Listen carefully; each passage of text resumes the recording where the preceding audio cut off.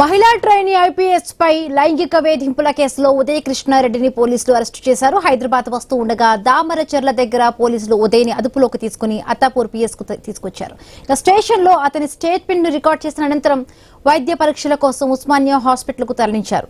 Osmania hospital వద్ద ఆయన media ప్రతినిధి ఫోన్ లాక్కునే ప్రయత్నం చేశారు. వైద్య పరీక్షలు నిర్వహించిన తరువాత పోలీసులు తిరిగి అత్తాపూర్ పీఎస్ కు తరలించారు. ఉదయ్ ప్రవర్తనపై మీడియా ప్రతినిధులు ఆగ్రహం వ్యక్తం చేస్తున్నారు.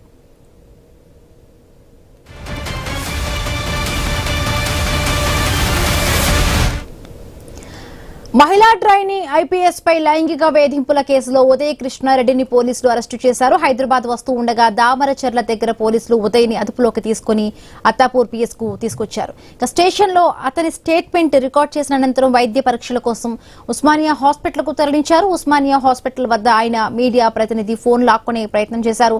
వైద్య పరీక్షలు నిర్వహించిన తరువాత పోలీసులు తిరిగి అత్తాపూర్ పీఎస్ కు తరలించారు. ఉదయ్ ప్రవర్తనపై మీడియా ప్రతినిధులు ఆగ్రహం వ్యక్తం చేస్తున్నారు. మరిన్ని పూర్తి అప్డేట్స్ మా కరెస్పాండెంట్ రత్నకుమార్ అందిస్తారు. రత్నకుమార్, ట్రైనీ ఐపీఎస్ ఉదయ్ కుమార్ వైద్య పరీక్షలు కూడా పూర్తయినట్టుగా తెలుస్తోంది. అత్తాపూర్ పీఎస్ కు కూడా తరలించినట్టుగా తెలుస్తోంది. డీటెయిల్స్ ఏంటి రత్నకుమార్? హిమబిందు, నిన్న అదుపులోకి తీసుకున్న ట్రైనీ ఐపీఎస్ అధికారి ఉదయ్ కృష్ణారెడ్డిని పోలీసులు మొదట అత్తాపూర్ పోలీస్ స్టేషన్ కు తీసుకెళ్లి అక్కడ స్టేట్మెంట్ ను రికార్డ్ చేశారు.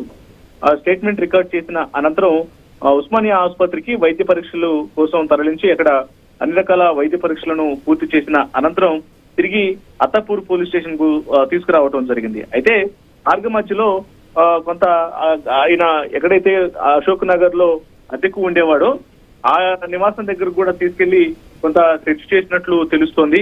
అక్కడకు తీసుకెళ్లిన తర్వాత గతంలో అక్కడ జరిగినటువంటి కార్యకలాపాలకు సంబంధించి ఆయన చేసినటువంటి యాక్టివిటీస్ అనేవి ఏ రకంగా ఉండేవి అనేది అశోక్ నగర్ లోని నివాసం దగ్గరకు తీసుకెళ్లి అక్కడ కొద్దిసేపు అక్కడ ఇన్వెస్టిగేషన్ చేసిన తర్వాత తిరిగి అత్తాపూర్ పోలీస్ స్టేషన్ కు తీసుకొచ్చారు. అయితే వాస్తవానికి వైద్య పరీక్షలు పూర్తి చేసిన అనంతరం ఇమీడియట్ గా కోర్టులో హాజరుపరుస్తారని అందరూ భావించినప్పటికీ కూడా పోలీసులు ఊహించని విధంగా ఉస్మానియాలో వైద్య పరీక్షలు కంప్లీట్ చేసి అత్తాపూర్ పోలీస్ స్టేషన్ కే తిరిగి తీసుకొని వచ్చారు. సో దీన్ని బట్టి ఖచ్చితంగా విచారణ అనేది మరికొన్ని గంటల పాటు కొనసాగేటువంటి అవకాశాలు కనిపిస్తూ ఉన్నాయి. ఈ విచారణ పూర్తయిన తర్వాత సాయంత్రం వరకు కోర్టు ఎదుట లేదంటే కోర్టు సమయం అనేది దాటిపోతే జడ్జి నివాసం ఎదుట హాజరుపరిచేటువంటి అవకాశాలు అయితే కనిపిస్తూ ఉన్నాయి. హిమబిందు, అంటే ఇప్పుడు ఈ నేపథ్యంలో అంటే అతనికి ఏమైనా రిమాండ్ విధించే అవకాశం ఉంది? జనరల్ గా కూడా అంటే ఇప్పటికే పోలీసులు ఇతని పైన చర్యలు తీసుకోవాలంటే ఇప్పుడు సామాన్య ప్రజలకైతే కూడా చర్యలు తీసుకుంటే బట్ ట్రైనీ ఐపీఎస్ అవ్వడం వల్ల కూడా కొంత జాప్యం చేశారంటూ కూడా కొన్ని విమర్శలు వస్తున్నాయి. రత్నకుమార్, సో లైంగిక వేధింపులకు సంబంధించినటువంటి వ్యవహారం అది కూడా బాధ్యతాయుతమైనటువంటి ఐపీఎస్ అధికారిగా ట్రైనింగ్ పొందుతూ తోటి మహిళా ట్రైనీ అధికారిని వేధించాడు అన్న కేసుకు సంబంధించి లైంగిక వేధింపుల వ్యవహారంలోనే దీనికి సంబంధించినటువంటి వివరాలు అనేవి తెలిసిన తర్వాత కంప్లైంట్ అనేది రిసీవ్ చేసుకున్న తర్వాత పోలీసులు కేసు నమోదు చేసి ఇన్వెస్టిగేషన్ స్టార్ట్ చేశారు. ఇన్వెస్టిగేషన్ ప్రారంభమైన వెంటనే అతను మొదట ఇమ్మీడియట్ తీవ్రంగా మద్యం తాగి తీవ్ర అనారోగ్యం పాలవడంతో ఎస్ఆర్ నగర్ లో చికిత్స పొందడం జరిగింది.